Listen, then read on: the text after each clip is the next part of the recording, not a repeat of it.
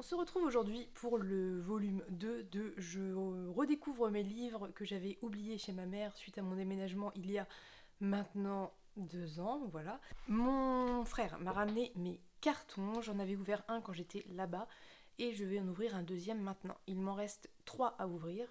J'avais ouvert déjà un autre carton et j'ai supprimé le rush, donc c'est pas grave. Je vais ouvrir un autre carton, je ferai celui-là, celui que j'ai déjà fait en dernier parce que c'est tellement dépitant de supprimer un rush. Soit.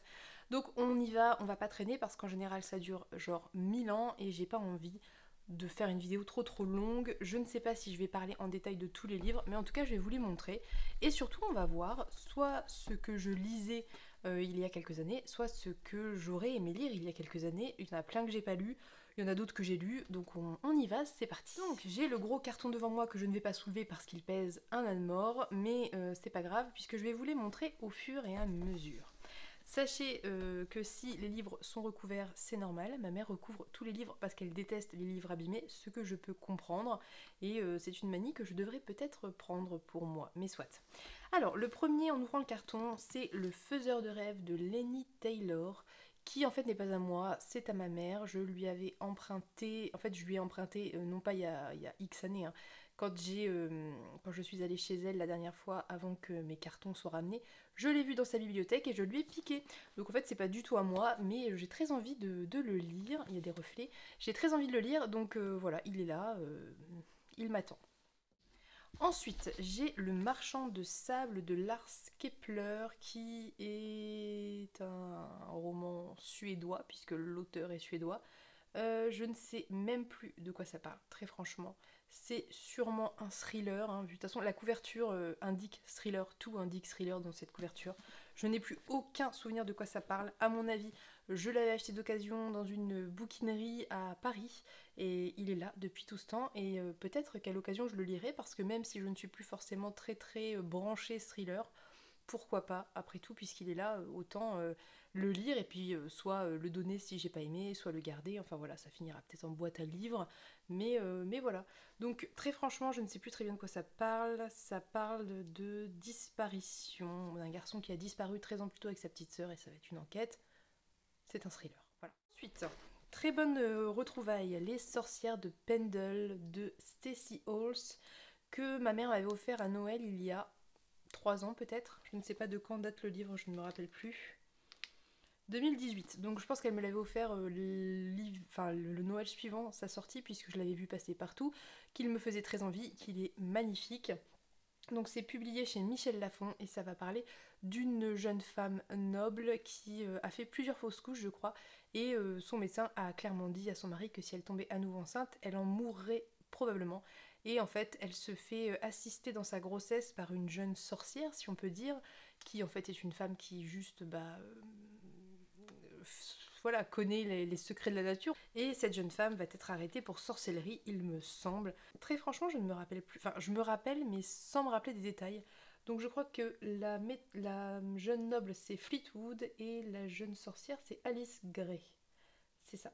Donc voilà. Et donc Fleetwood va tout faire pour empêcher qu'Alice finisse mal, parce que c'est sa sage-femme et parce que concrètement elle lui fait du bien hein, durant cette grossesse qui est difficile, et aussi parce que une espèce de sororité va se réveiller. C'était vraiment très chouette, j'avais vraiment beaucoup aimé. Je le relirai bien à l'occasion, même si les relectures en ce moment c'est compliqué vu le temps. Déjà que vu tout ce que j'ai à lire en fait, hein, mais j'aimerais bien le relire. Et puis c'était un très chouette cadeau, j'étais très contente. Et j'en avais eu un autre à ce Noël-là, mais il n'est... Ah si, il est là. On va le faire en même temps. Elle m'avait aussi offert par la même occasion L'année de grâce de Kim Lidgett. Donc L'année de grâce, qui est publié chez Casterman, qui est plus jeunesse quand même, et qui va parler de jeunes femmes dans un village qui, l'année de leur saison je crois, il me semble que c'est 16 ans, oui, l'année de leur saison, sont envoyées à l'extérieur du village pour un an, de manière à tuer leur magie qui envoûte les hommes. Alors vous comprenez bien la métaphore qu'il y a derrière, je pense, hein, concrètement, à savoir que les jeunes femmes, une fois pubères, euh, subissent tous les vices des hommes qui ne peuvent pas s'empêcher d'être des hommes. Je sais pas comment dire ça de manière polie en fait. Mais soit, vous avez compris, et donc on va suivre une autre... Oh, il y a un marque-page. On va suivre notre héroïne qui s'appelle je ne sais plus, et ça n'est pas indiqué derrière. Bon, je ne sais plus comment elle s'appelle, mais peu importe, on va suivre une jeune femme en particulier qui, eh bien, est un petit peu, comment dire, qui se révolte un petit peu contre ce système et qui veut changer l'expérience. Voilà.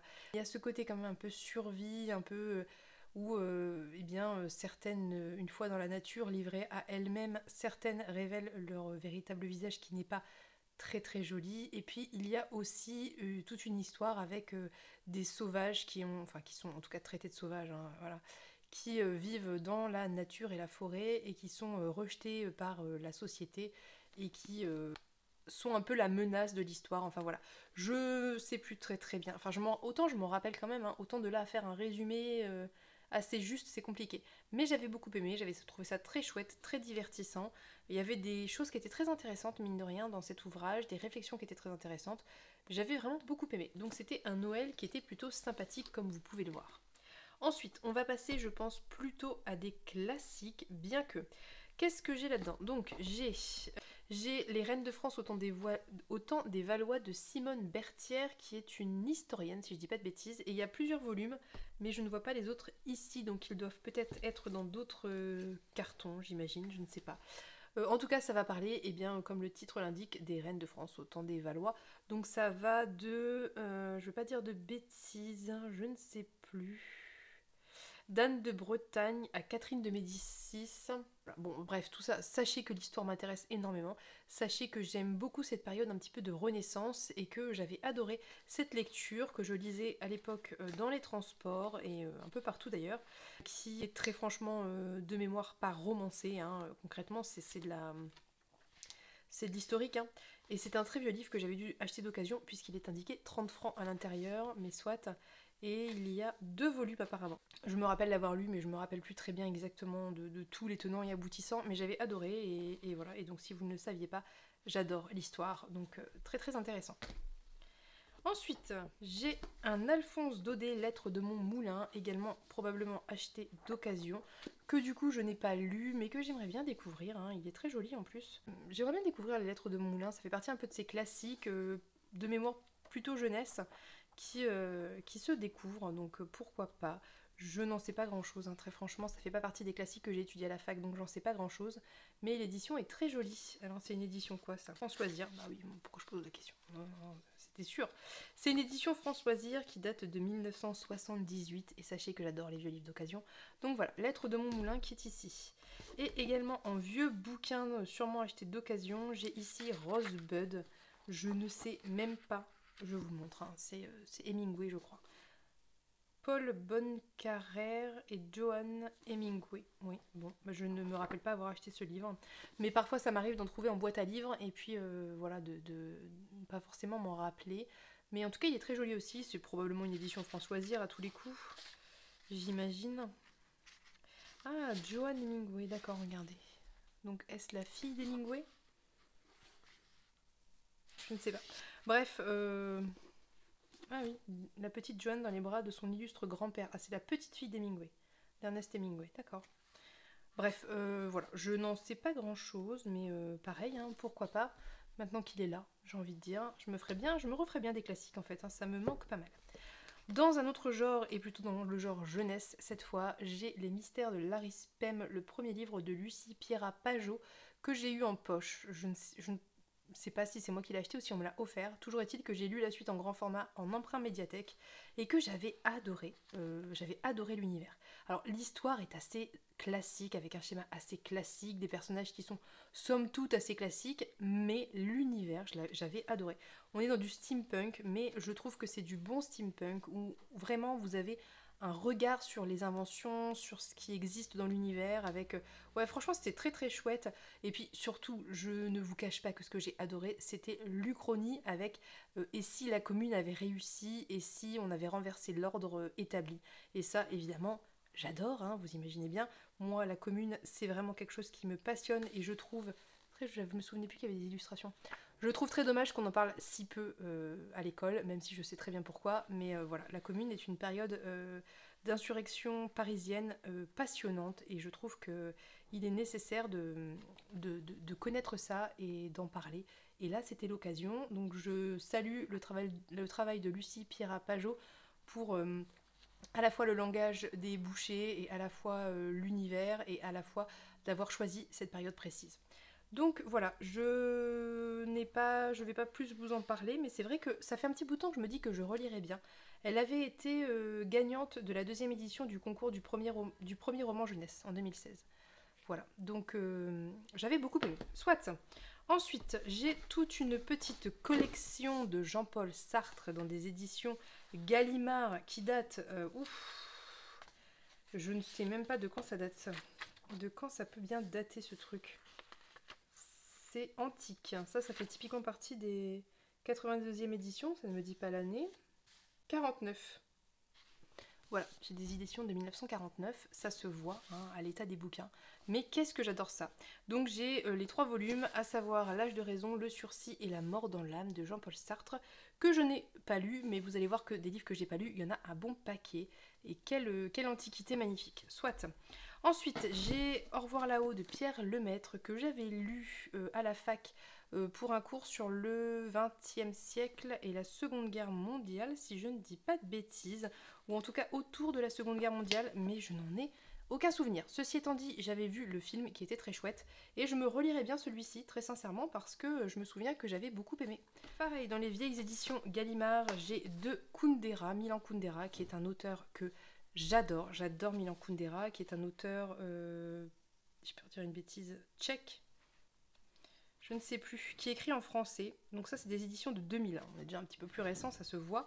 Et je les ai tous lus. Et je les ai tous plus ou moins aimés. Il y en a quand même que j'ai préféré à d'autres. J'ai adoré L'insoutenable légèreté de l'être, qui était une pépite à mon sens. Donc là, c'est 2000 et là, c'est 2013. Mais vraiment très très chouette. À l'occasion, je parlerai de Milan Kundera parce que vraiment... j'adore cet auteur et excellent auteur à mon sens. Ensuite, j'ai une très vieille édition de Thomas Hardy, le maire de Casterbridge, qui date, regardez-moi cette édition antique encore une fois, de chez Gallimard, qui était une très chouette lecture où on va suivre un homme qui, alors franchement je me rappelle plus très bien, pareil, ça fait partie de ceux auxquels je pense depuis quelques temps et que j'ai envie de relire. Mais on suit un homme qui abandonne sa femme et son enfant, je crois, et qui part refaire sa vie ailleurs, qui devient mère, et en fait il est rattrapé par son passé qui n'est pas très glorieux, hein, parce qu'abandonner femme et enfant, c'est pas joyeux, et c'était vraiment très chouette. Vraiment, ça fait partie de ceux que j'adorais relire, parce que vraiment, c'était très très bien. Ensuite, le tome 2 des Reines de France au temps des Valois, je vais pas vous en reparler, je viens de le faire, donc c'est la suite, et ça va jusqu'à Henri IV du coup, puisque je crois qu'après on change de dynastie, si je dis pas de bêtises, à partir d'Henri IV. Donc jusqu'à la reine Margot, a priori. Je ne suis plus sûre, mais soit, pareil. Voilà. J'ai également un vieux Mrs. Dalloway de Virginia Woolf, sauf que, alors là c'est encore un truc antique, hein, ça date de... C'était à l'époque où on ne donnait aucune info. Il n'y a pas de date, il y a... Ah si, il y a le traducteur. Bon bref, peu importe. Toujours est-il qu'il faudrait que je regarde et que je me renseigne sur la traduction, parce qu'on sait tous que les traductions sont plus ou moins valables, donc il faudrait que je me renseigne sur cette traduction avant de le lire. Mais pareil, hein, j'avais dû le trouver soit en boîte à livres, soit d'occasion, quelque part, je ne sais pas. Et je ne l'ai pas lu du coup, parce que j'ai eu une grosse période Jane Austen. Ils sont tous là-haut d'ailleurs, je crois que j'ai lu tous les Jane Austen, si je ne me trompe pas, il me semble. Ensuite, j'ai ce livre qui m'a été offert et que je ne lirai probablement jamais, qui s'appelle Se libérer du connu de Krishnamurti. Bon, les livres de développement personnel, c'est pas mon truc, donc il est là, mais il va sûrement pas rester là. Ah, ça je m'en rappelle très bien. Donc ça c'est une colonne de feu de Ken Follett. Donc c'est le troisième tome je crois des Piliers de la Terre. Toujours des grosses pavasses, hein, voilà, 900 pages. Le Pilier de la Terre c'est plus de 1000 pages je crois. Que d'ailleurs je n'ai pas fini parce que j'étais pas hyper convaincue. Ça se passe au 16e sous Élisabeth II. Et je sais pas, j'avais pas hyper accroché. Après pourquoi pas le reprendre hein, parce que ça fait... Enfin je me rappelle assez bien. Je pourrais le reprendre, je pense que ça me poserait pas de problème, même si ça fait 2 ans qu'il est en pause. Mais ouais, je sais pas. J'avais pas été hyper convaincue par les personnages, contrairement aux 2 précédents volumes. Si je dis pas de bêtises, c'est ça, hein, c'est le 3e, hein, je crois. Bon bref, peu importe. Toujours est-il que j'avais beaucoup plus apprécié les Piliers de la Terre, que j'avais trouvé géniaux. C'est pas vraiment une suite en fait. Enfin, C'est pas franchement une suite, mais c'est quand même à peu près... ça reste dans les mêmes thématiques, avec... puis je crois qu'il y a des rappels à des personnages du passé. Hein. Donc c'est pas franchement une suite, mais c'est pas sans lien avec les piliers de la Terre. J'avais quand même lu 400 pages sur 980. Donc peut-être que ça serait bien que je le termine un jour, je ne sais pas, à voir. Et enfin, le dernier, c'est un Amélie Nothomb, et ce n'est sûrement pas à moi, une forme de vie, parce que moi, je n'aime pas Amélie Nothomb. Enfin, du moins, j'aime pas Amélie Nothomb. J'ai rien contre Amélie Nothomb. Mais je suis pas fan du tout de l'écriture d'Amélie Nothomb. Je sais pas, j'en avais essayé quelques-uns, et ça m'avait pas franchement...